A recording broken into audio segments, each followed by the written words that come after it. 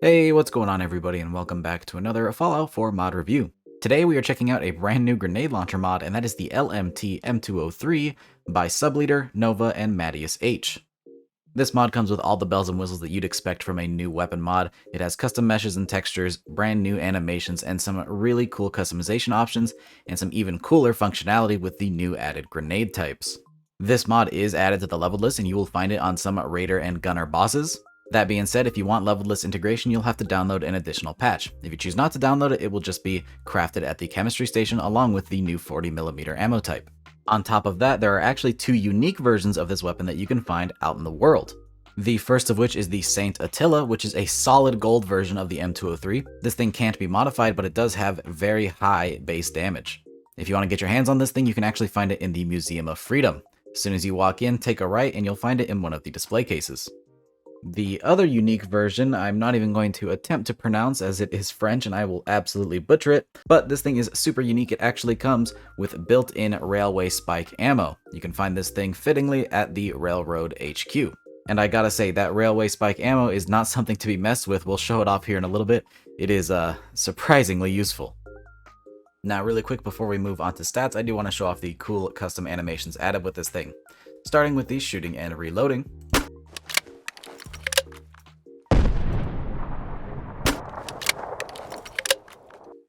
This thing also has a custom melee. As you can see, we pull out a knife instead of the typical melee. And there's even custom grenade throwing animations. Although, I doubt you'll be needing to throw grenades since you're using a grenade launcher. Another thing I wanted to show off really quick before we move on. While there are many new added ammo types, I really wanted to show off that unique railway spike variant, because this thing is absolutely wild. Here we are hip firing the weapon. And then we'll do another one while ADSing. And you'll notice it really tightens the spread on these things. And this launches about a dozen different railway spikes. This is absolutely going to obliterate enemies, especially humanoid ones. So let's talk stats for this weapon. This thing has a base damage of 263. It's shooting the new 40mm grenade type. It has a fire rate of 2, a range of 11, an accuracy of 77, a weight of 7.2 pounds, and a value of 2,099 caps, as this is a pretty rare spawn. Now, interestingly enough, this thing will scale with the Demolitions Expert perk, so that's how you're going to get increased damage out of the perk side of things. So what about attachments? Well, even though it's a grenade launcher, there are actually quite a bit of attachments for this guy. Starting with the receivers, we have our standard allotment. We have standard, light frame, heavy frame, calibrated, hardened, powerful, calibrated, powerful, and advanced, giving you a max damage of 280 without any perks. For the sights, we have the standard leaf iron sights. We have the Aimpoint Comp M4, the Aimpoint T1, T2, and T2 with a riser, the Abarska MRS, the Balomo PK06, the EOTech EXP-S3, the Holosun, the Leupold, the SIG Romeo 1, the SIG Romeo 1 with a riser, the Trigicon MRO, the Trigicon SRO, the Trigicon SRS, the Vortex UH1, and finally the Leupold Mark IV 6 times, which does require the Idiot Savant perk, although this scope will come on that unique French variant with the railway spikes. We do have some grip options. We have the AAI grip, the Daniel Defense grip, the HK Battle grip, the Hogue 15, the Hogue Overmolded, the MIAD, the MOE, and the SIG Sour. For stocks, we have the option to remove the stock and turn this into sort of a pistol grip.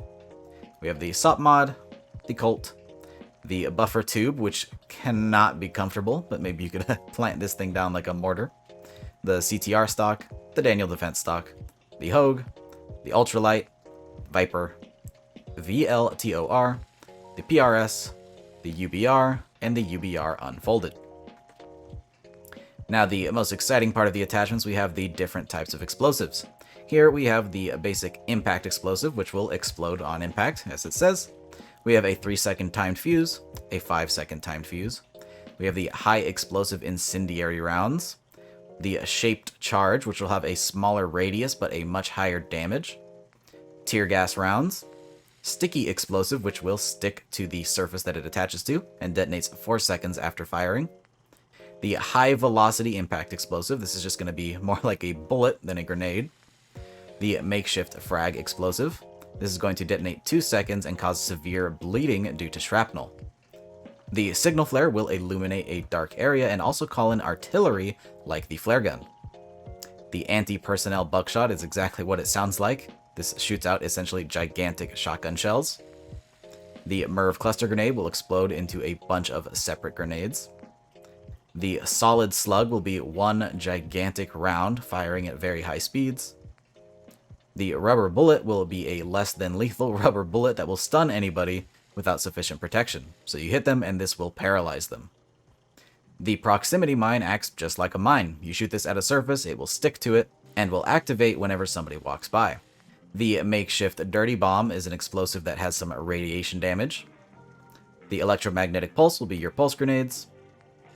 The target-seeking micro javelin works sort of like the MIRV rounds do for the Fat Man. You mark a target, shoot this in the air, and it will drop down on top of them. The armor-penetrating flechettes are going to function like that shotgun shell, but they're going to pierce armor. And then, of course, there is that railway spike that's added with the unique variant. And finally, we do have some materials. We have the basic worn material, factory new, woodland spray, digital, forest, Alaskan, marshland, and topographic. And really quick before we move on, I do want to mention that the unique version here has access to a sawed-off barrel, which the regular version does not have, along with, again, those railway spikes. Alright, and now we move on to the testing. I have picked some of the more unique different shells that we have to test how they function, what they will do to this here glowing Deathclaw, which is going to be our test subject for today. So starting, all of these are going to have the advanced receivers with different ammo types. This is the regular grenade launcher ammo type just to see what this thing does, keeping in mind that I have no perks on. Alright, so the base damage is not crazy on this glowing Deathclaw. Keep in mind, it's probably pretty high level, but that's alright. This thing is still doing some work. You may want to opt for something that shoots a little bit faster for this thing. And one more ought to do it. Alright, interesting. Let's try something else. Alright, up next here we have the Javelin. This is the one where we mark our target and shoot it in the air. And it does not do a whole lot of damage. Interesting. As you can see, this one is going to take a while to bring that Deathclaw down. We might as well just move on to the next one. Alright, let's try something a bit bigger. Here we have the MIRV. So we shoot it at the fleet and it should explode into a bunch of different rounds.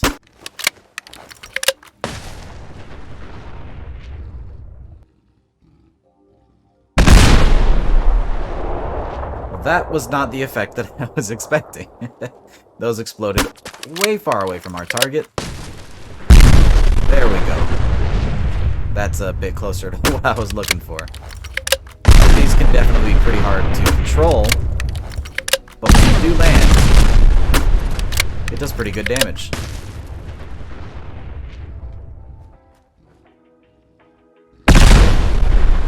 So it seems pretty random where it spreads those extra shells. So this is definitely one that's going to be hard to control precisely.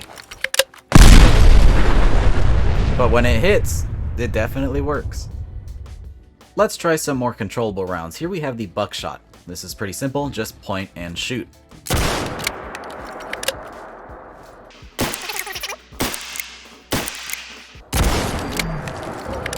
Not too bad, it's really just the fire rate that kills you. And again, this is with no perks, so if you scale this with the Demolition Expert, this is going to be doing much more damage. Sticking with those direct fires, here we have the Solid Slug. This is going to do much more damage.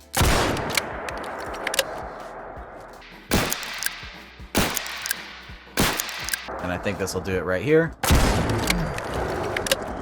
Not too bad. Alright, we've got one more to try. Finally, here we are checking out the unique variant that is shooting out the railway spikes. Let's see how it does.